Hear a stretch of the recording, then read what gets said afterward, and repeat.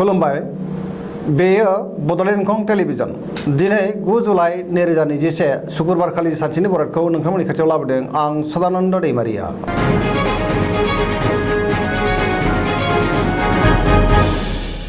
सिगां फरायनो लादों मेष राशि गिबि हांखो अ ल दिनैनि साना जोबोर मोजां गुबुननि अनसायनाय मोननानै गोसोखौ दिनै जोबोर गोजोननाय मोनगोन गोसोनि बोलोआ बांगोन देहाया दिनै मोजाङै थागोन अब्लाबो जानाय लोंनायाव सांग्रां जानाया गाहाम मोननो गोनां धोनखौ दिनै मोननो हागोन रांखावरियाव जोबोर मोजां होनजायो बेफार फालांगियाव जोबोर मोजां मुलाम्फा मोनगोन आयआ बांगोन मावनो लानाय खामानिखौ थि समावनो आरो गोरलैयैनो मावफुंनो हागोन नखराव अनलायनाय फैगोन समाजाव मान मोनगोन बयनिबो गोसोखौ दिनै जै खालामनो हागोन लाइमोनफोरनि गोसोआ जोबोर रमान्टिक जागोन आरो गावबा गावनि गोसोनि साननायखौ फोरमायलायनोबो हागोन गोसोनि साननायफोरा जाफुंगोन जेरावखि थाङा मानो दावबायनाया जाफुंगोन गुबुनजों बाख्नाय जागोन गोबां खामानि मावनो गोसो दुंखांगोन सोरबा लोगोनिफ्राय मोजां खौरां मोनगोन फरायसाफ्रा फरायनायाव गोसो दुंखांगोन आरो मोजां फिथाइ मोननो हागोन धोरोमारि बिथिङाव गोसो दुंखांगोन सरासनस्रायै दिनै साना जोबोर मोजां आरो मोजाङैनो बारग'लांगोन।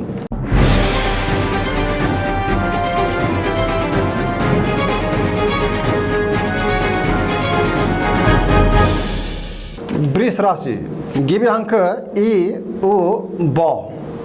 दिनैनि साना मोजां आरो गाज्रिनि गेजेरजों बाबेनलांगोन गोसोखौ जोबोर गुलाय गुजाय मोनगोन सोरजोंबा एना एनि जानो हागौ गोसोआव दुखु मोनगोन मावनो लानाय खामानिखौ थि समावनो मावफुंनो हागोन रांखावरियाव बारा मोजां नङा नाङा फाङा खरसाया बांगोन बेफार फालांगियाव मोजां नङा होनजायो गोबां खहा जानांनो हागौ सांग्रां जानाया गाहाम नखराव बिसि फिसायनि गेजेराव मोजां सोमोन्दो थागोन देहाया दिनै मोजाङै थागोन नेगेटिभ एनार्जिनि गोहोम गोग्लैगोन जायखि खामानि मावा मानो गुबुननि सुबुरुन लानानै खामानिखौ मावनांगोन अब्लासो मावफुंनो हागोन सोरबा लोगोनिफ्राय गाज्रि खौरां मोननो हागौ सेंग्रा सिख्लाफोरा गोसोखौ दिनै जोबोर आला खाला मोनगोन अदेबानि अहंकाराबो बांगोन बिमा बिफानि अननाय आरो बोरखौ मोनगोन फरायसाफ्रा फरायनायाव गोसो दुंखांगोन आरो मोजां फिथाइ मोनगोन गुबुननि थाखाय नाङा फाङा जेंनायाव गोग्लैनांनो हागौ।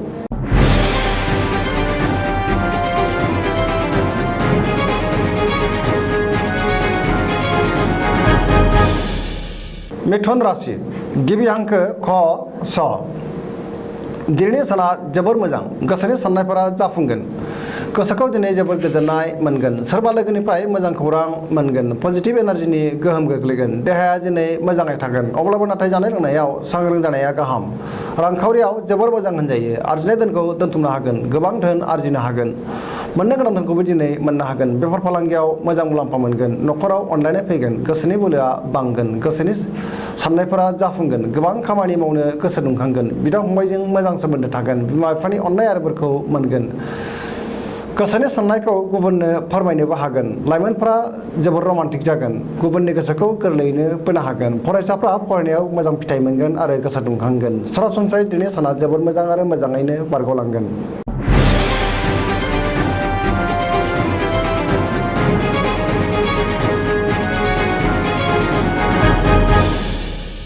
कर्कट राशि गिबि हांखो ड ड ह दिनैनि साना मोजां आरो गाज्रिनि गेजेरजों बाबेनलांगोन गोसोखौ जोबोर उसाव बादाव मोनगोन मावनो हानाय खामानिखौ थि समावनो मावफुंनो हागोन रांखावरियाव बारा मोजां नङा नाङा फाङा खरसाया बांगोन मोननो गोनां धोनखौ दिनै मोननो गोब्राब जागोन बेफार फालांगियाव खहा जानांनो हागौ देहाया दिनै मोजाङै थागोन अब्लाबो जानाय लोंनायाव सांग्रां जानाया गाहाम नेगेटिभ एनार्जिनि गोहोम गोग्लैगोन गुबुननि हेफाजाब लानांगोन नखराव बिसि फिसायनि गेजेराव अनलायनाय फैगोन बिदा फंबायनि हेफाजाबखौ मोननो हागोन फरायसाफ्रा मोजां खौरां मोनगोन गुबुनजों गोरोबनानै खामानिखौ मावनो रोंगोन बहाबा थाङोब्ला दिनै मोजाङै हान्थिनो नांगोन लामा सामायाव सांग्रां जानाया गाहाम लाइमोनफ्रा जोबोर रमान्टिक जागोन फरायसाफ्रा फरायनायाव गोसो दुंखांगोन आरो मोजां फिथाइ मोनगोन धोरोमारि बिथिङाव गोसो दुंखांगोन।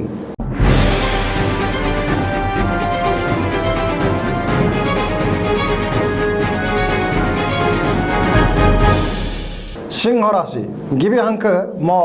ट दिनैनि साना जोबोर मोजां गोसोखौ जोबोर गोजोननाय मोनगोन बयनिबो अनसायनाय मोनगोन मावनो लानाय खामानिखौ थि समावनो मावफुंनो हागोन रांखावरियाव जोबोर मोजां होनजायो बेफार फालांगियाव जोबोर मोजां मुलाम्फा मोनगोन नखराव अनलायनाय फैगोन गोसोनि बोलोआ बांगोन गोबां खामानि मावनो गोसो दुंगोन आरो गोबां खामानि मावफुंनोबो हागोन गोसोनि साननायफोरा जाफुंगोन अब्लाबो लुबैनाया बांद्राय जागोन समाजाव मान मोनगोन नखराव बिसि फिसायनि गेजेराव अनलायनाय फैगोन लाइमोनफ्रा गावबा गावनि गोसोनि साननायखौ फोरमायलायनोबो हागोन गोसोआ दिनै जोबोर रमान्टिक जागोन फरायसाफ्रा फरायनायाव गोसो दुंखांगोन आरो मोजां फिथाइ मोनगोन सरासनस्रायै दिनै साना जोबोर मोजां आरो मोजाङैनो बारग'लांगोन।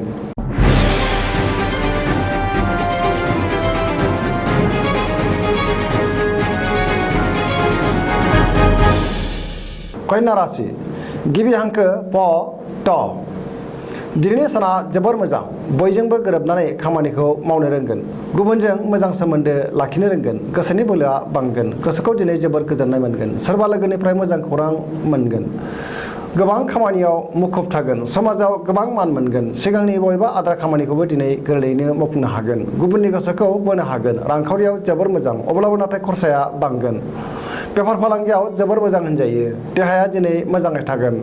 अब्लाबो जानाय लोंनायाव सांग्रां जानाया गाहाम नखराव बिसि फिसायनि गेजेराव अननानै फैगोन मावनो लानाय खामानिखौ थि समावनो मावफुंनो हागोन सेंग्रा सिख्लाफ्रा गोसोखौ दिनै जोबोर रमान्टिक मोनगोन गोसोनि साननायफोरा जाफुंगोन फरायसाफ्रा फरायनायाव गोसो दुंखांगोन आरो मोजां फिथाइ मोननोबो हागोन।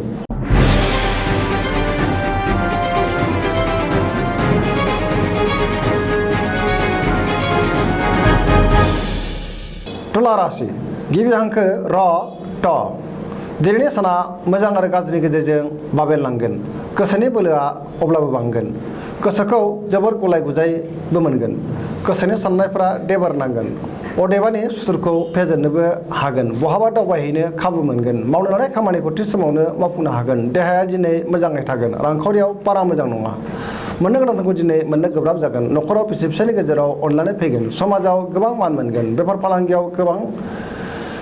खहा जानांनोबो हागौ लोगोफोरनि हेफाजाब मोनगोन सोरबा आगुनि लोगोजों बहाबा लोगो मोनज्लायगोन सिगांनि बबेबा आद्रा खामानिखौ मावफुंनो नाजायोब्लाबो नाथाय माबा नङा माबा मोनसे हेंथा नुजाथिगोन लाइमोनफोरनि गोसोआ दिनै जोबोर रमान्टिक जागोन फरायसाफ्रा फरायनायाव गोसो दुंखांगोन आरो मोजां फिथाइ मोनगोन।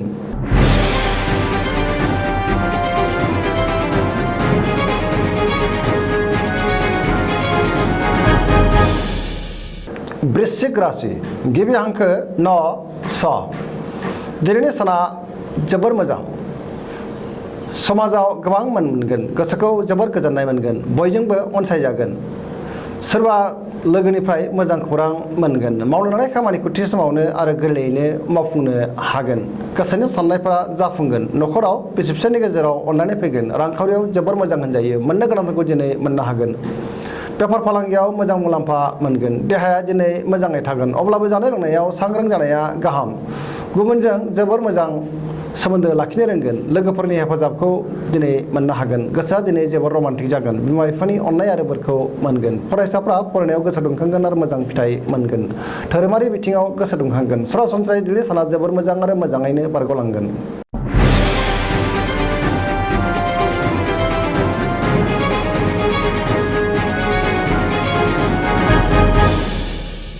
धनु राशि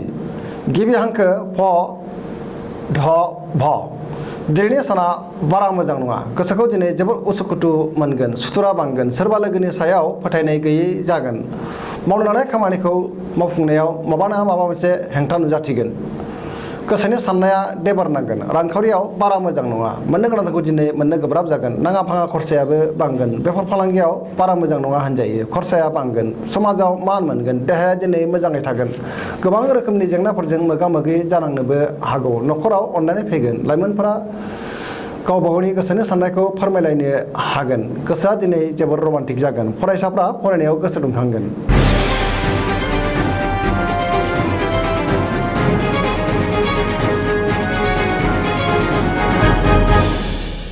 मकर राशि गिबि हांखो ख ज दिनैनि साना मोजां आरो गाज्रिनि गेजेरजों बाबेनलांगोन गोसोखौ जोबोर गुलाय गुजाय मोनगोन गोसोआव जिंगाया बांगोन गोसोखौ दिनै दरसि दरसि आरो गिलुं गिलुं मोनगोन देहाया मोजाङै थागोन अब्लाबो जानाय लोंनायाव सांग्रां जानाया गाहाम रांखावरियाव मोजां होनजायो मोननो गोनांखौ दिनै मोननो हागोन बेफार फालांगियाव मोजां मुलाम्फा मोनगोन नखराव बिसि फिसायनि गेजेराव अनलायनाय फैगोन गोसोनि बोलोआ लोरबां जागोन सोरबा लोगोनिफ्राय हरखाबै गाज्रि खौरां मोननो हागौ नेगेटिभ एनार्जिनि गोहोम गोग्लैगोन लाइमोनफोरनि गोसोआ दिनै जोबोर आला खाला जागोन फरायसाफ्रा फरायनायाव मोजां फिथाइ मोननो हानाय नङा।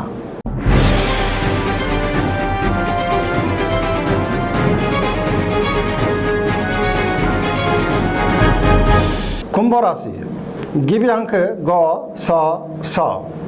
दिनैनि साना जोबोर मोजां गोसोखौ जोबोर गोजोननाय मोनगोन गोबां मोजां मोजां खाबु फैगोन गोसोआ दिनै जोबोर रमान्टिक जागोन मावनो लानाय खामानिखौ थि समावनो आरो गोरलैयैनो मावफुंनो हागोन गुबुननि हेफाजाब मोनगोन समाजाव गोबां मान मोनगोन रांखावरियाव दिनै जोबोर मोजां होनजायो गोबां धोन आरजिनो हागोन बेफार फालांगियाव मोजां मुलाम्फा मोनगोन देहाया दिनै मोजाङै थागोन अब्लाबो जानाय लोंनायाव सांग्रां जानाया गाहाम नखराव अनलायनाय फैगोन गोसोनि साननायखौ गुबुननो फोरमायनो हागोन लाइमोनफोरनि गोसोआ दिनै जोबोर रमान्टिक जागोन आरो गावबा गावनि गोसोनि साननायखौ फोरमायलायनोबो हागोन फरायसाफ्रा फरायनायाव गोसो दुंखांगोन गोसोनि साननायफ्रा जाफुंसारजोबगोन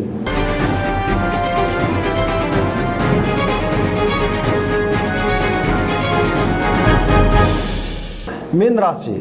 गिबि हांखो ड स दिनैनि साना मोजां आरो गाज्रि गेजेरजों बाबेनलांगोन गोसोखौ जोबोर उसुखुथु मोनगोन गुबुननि हेफाजाब मोननाय नङा गोसोनि बोलोआ लोरबां जागोन गावनि गोसोनि साननायखौ अदेबानि गुबुननो फोरमायनोबो हागोन देहाया मोजाङै थागोन रांखावरियाव जोबोर मोजां मोननो गोनांखौ दिनै मोननो हागोन अब्लाबो नाथाय खरसायाबो बांगोन बेफार फालांगियाव मोजां मुलाम्फा मोनगोन नखराव अनलायनाय फैगोन मावनो लानाय खामानिखौ थि समावनो मावफुंनोबो हागोन जायखि खामानि मावा मानो नाथाय गुबुननि सुबुरुन लायोब्ला मोजां होननानै सानजायो लाइमोनफोरनि गोसोआ दिनै जोबोर रमान्टिक जागोन आरो गावबा गावनि गोसोनि साननायखौ फोरमायलायनोबो हागोन फरायसाफ्रा फरायनायाव गोसो दुंखांगोन आरो मोजां फिथाइ मोनगोन सरासनस्रायै दिनै साना मोजां आरो गाज्रिनि गेजेरजोंनो बाबेनलांगोन दिनैनि राशि फरायथिनिया एसेनोसै जोबनायाव बेखौनो खावलायो जाहाथे नोंथांमोना सानफ्रामबो जोंनि बे बड'लेण्ड इंखं टेलिभिजनखौ नायबाय थायो आरो साबस्क्राइब खालामो एसेनोसै गोजोन्थों।